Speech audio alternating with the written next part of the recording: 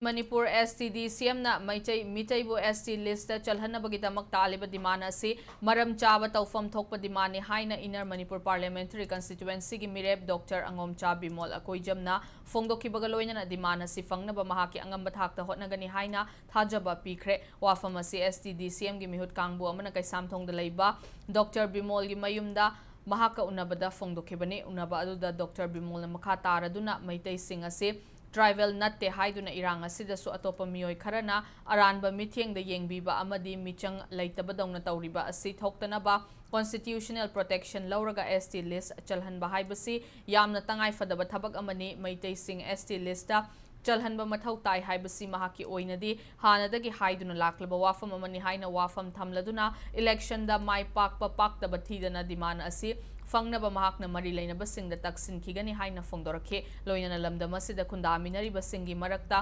atopana singchep tharakpada changdanaba aikhoi masen wari sana haubasu mathau tai Meitei singna taliba demand asi kanana su object tawfam thokte haikhe